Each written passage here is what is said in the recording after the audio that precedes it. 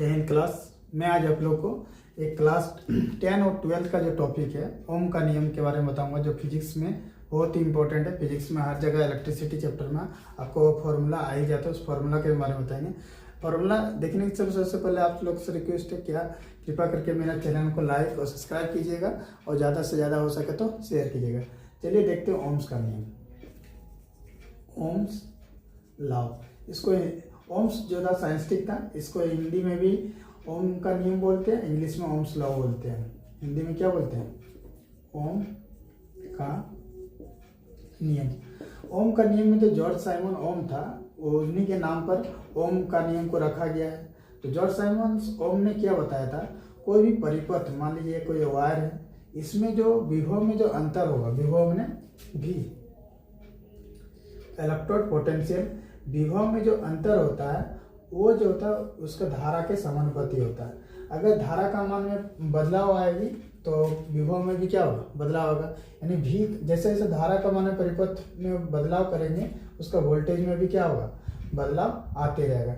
इसी यानी क्या होता है, भी जो होता है आई माना धारा के समानुपाती, यानी विभव जो होता है धारा के समानुपाती होता है। इलेक्ट्रोड पोटेंशियल जो होता है करंट इलेक्ट्रिसिटी का डायरेक्टली प्रोपोर्शनल होता है। ठीक है, इसी डायरेक्टली प्रोपोर्शनल सिंबल को अगर हटाते हैं तो फिजिक्स में इक्वल टू जब सिंबल देते हैं कांस्टेंट का यूज करते हैं, और यहाँ जो ओम्स का नियम है कांस्टेंट आर का यूज किया जाता है। ठीक है, V बराबर आई आर, यही हम लोग का ओम का नियम है।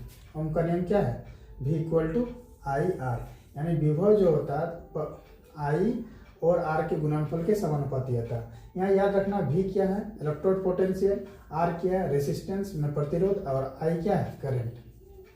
I करंट है, R क्या है? रेसिस्टेंस। हिंदी में बोलेंगे तो इसको बोलते हैं प्रतिरोध, और इसको क्या बोलते हैं? धारा। करंट मीन्स धारा, और V मतलब electrode potential, potential difference, potential difference. ठीक है, हिंदी में बोलेंगे तो इसको विद्युत विभव बोलते हैं, या विभवांतर। विभवांतर, विभव में अंतर को क्या बोलते हैं? विभवांतर। यानी याद रखना विभव जो होता है, भी जो होता है क्या होता है? धारा तथा प्रतिरोध के गुणनफल के समानुपाती होता है। इसी फॉर्मूला से आप 2-3 फॉर्मूला निकाल सकते हैं। जैसे निकला V बराबर क्या होता है? I R. अगर हमको आई धारा का मान कभी निकालने बोलेगा तो आई बराबर क्या हो जाता है? V अपन आर, V बटे आर। इसी तरह अगर आपको R बराबर बोलेगा तो V बटे आई। इस तरह से ओम का नियमित फॉर्मूला जो है, मैंने ये फॉर्मूला याद रख लीजिएगा। V बराबर क्या होता है? आई आर, यानी विभव बराबर धारा गुना प्रतिरोध। ठीक है, जय हिंद। नेक्स्ट क्लास आगे करेंगे।